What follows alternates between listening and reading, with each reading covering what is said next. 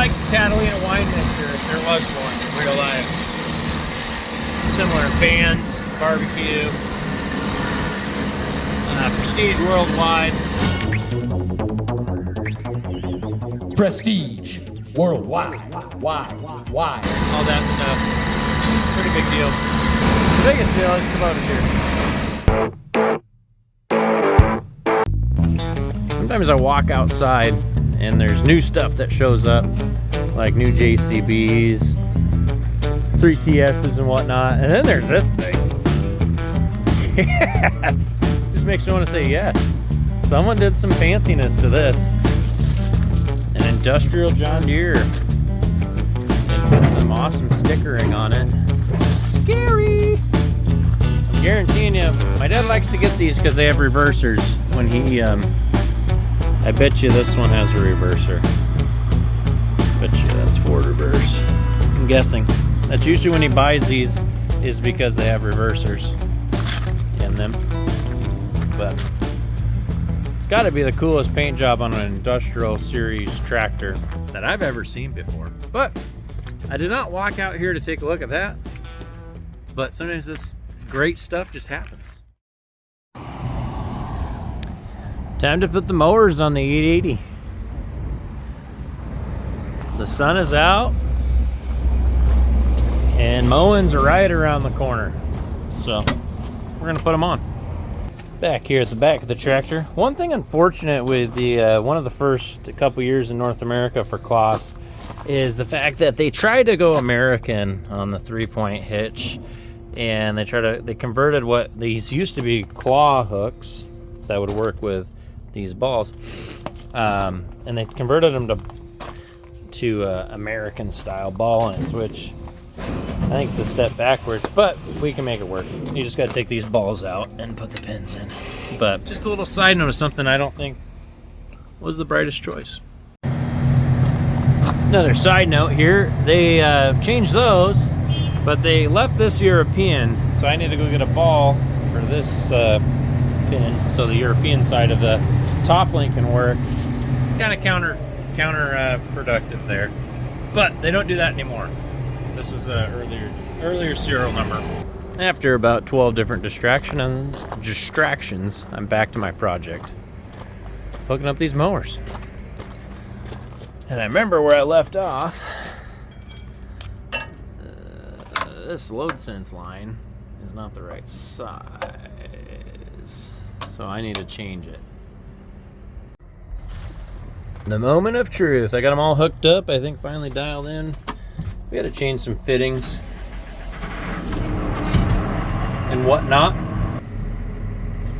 So we got it hooked to the ISOBUS. One thing with ISOBUS, the first time it does have to load onto the screen of the tractor.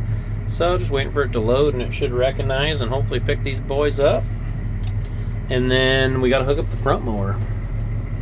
Like I said, I got really distracted today. A lot of different times, different things. So this took me 20 minutes, maybe not even, if I had the right fitting. I had to get a fitting. 30 minutes it took me over the course of a day, back and forth, getting called into the store and whatnot. But it's a pretty easy task. These are very versatile tractors. You can hook up mowers, you can pull a tank, as you might have saw. We have that one hook to the tank that's going out.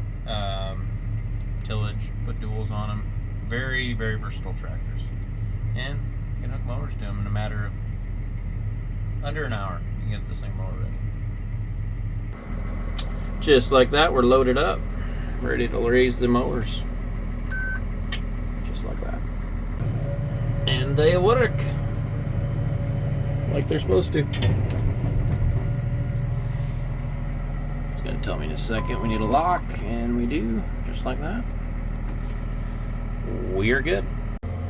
Normally I would like to hook the front mower up first before I hook the back, because when you hook a back mower like these Autoswather with the mergers, it's very heavy and you can pop a wheelie a little bit, but this tractor is pretty solid, so it's holding her down just fine in the front. The reason I did not hook up the front mower first is because there was another mower in the way, and I was like, I had to get these ones out of the way for the truck to get around the corner. So I decided to hook these first. But yeah. Someone thought, this is the mower I need. Someone thought it was a great idea to put this in front of it. It's really hard to hook up. So we need to use the loader with the special adapter on it. Makes it easy to move. The trick is to not knock the mowers over. They're kind of tippy and when they're up like this. You really got to focus. Or the trick is not to bend the PTO shaft that I was about to. Right there. So I gotta go move that. And hopefully don't tip it over as much as you on the camera might want me to for comedic purposes. I'm gonna try to not tip it over. It's all really lifting from that center hook. The bottom pieces just rest. These things are not easy to hook up to a tractor just randomly to move them. Kevin says I'm okay. These mowers are sold right here on the loader here. So I'm just gonna put them aside for a second. I know they're gonna get hooked up. They're actually going with that tractor that had the tank on it. Smooth as butter. About a jump cut. I kind of forgot to record the hookup because it's so fast. We're hooked up. I got some fine tuning to do on the front mower, but yeah, we're all hooked up, ready to mow. So I'm sitting here in the Axion 960 TT TerraTrac.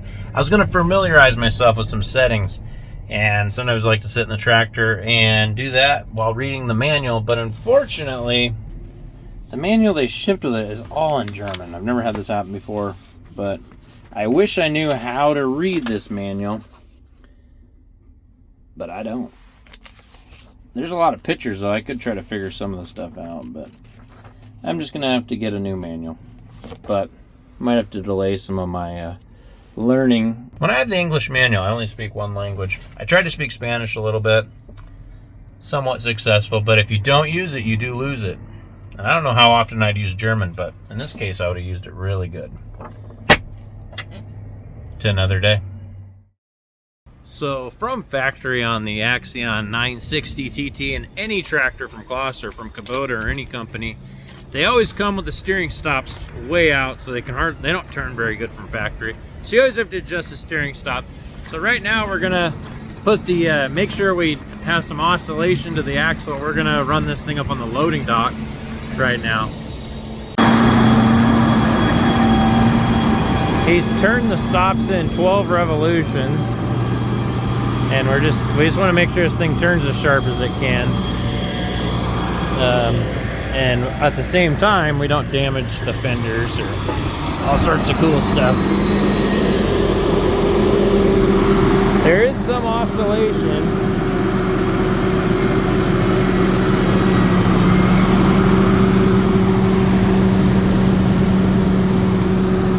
Up a little bit.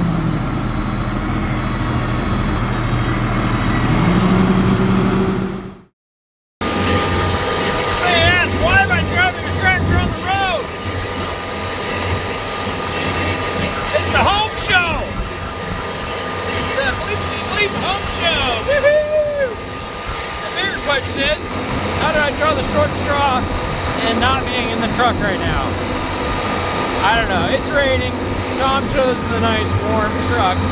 I chose the hot rod, the LX4020. Yeah. Oh yeah. By the way, what I'm doing right now is highly illegal. It's not hands-free driving. I will say it's a very fast tractor for its size, but it's cold. It's raining. I'm still wondering why I'm doing it. But it's the home show. Woo! Yeah, the home show. It's kind of like the Catalina wine mixer, if there was one in real life. Similar bands, barbecue, prestige worldwide, all that stuff. Pretty big deal. The biggest deal is Kubota's here.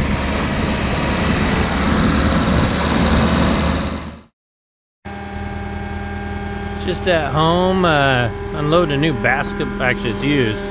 Got it at a public surplus auction for next to nothing, but it's super heavy. Like, I would say 400 pounds. It's a big backboard, professional backboard, but you can't do this with any other skid steer, I'll tell you that. Get up that close, extend out, and then, because I don't want to get in and out and watch the straps, I can just, no, it's not legal, but I'm doing it. I know what I'm doing, trained professional. You can run the remotes here while you're standing. And then you can help yourself get out quick. Not even get out, but just monitor the situation on this. Now I have to climb in and out, just like you would on a tractor. Just kind of bump the hydraulics a little bit. It's gonna fly to the left. Whoa. On a normal skid steer, that would have hit us in the face. I should have maybe used a bigger strap. It's a pretty weak little strap. Hey, they're heavier than they look. These are old school backboards. Super heavy. Like that's an inch thick steel plate mounted to this frame to hold the rim, and the glass itself is really thick. It took 3 to 4 guys to get these in here. I got 2 of them. This is the second one. I didn't want to videotape the first unload because I didn't know exactly how it was going to go. But it went really smooth, so I'm videotaping this one.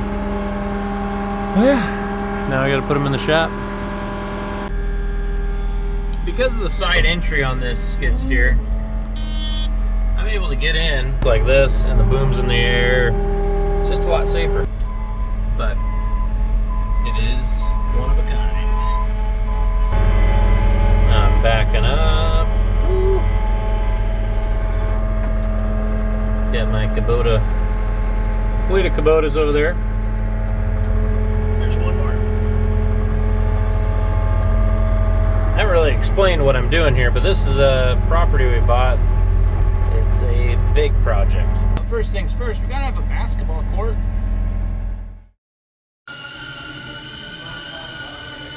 Wow. Interesting combo. Yeah, it's just for fun. But the tank is going away to its new home and hooked to that tractor, so we're getting her dialed in. The Valmetal used to be James, or used to be J-Star, now it's Valmetal. Orange tank, Maxx-Trac.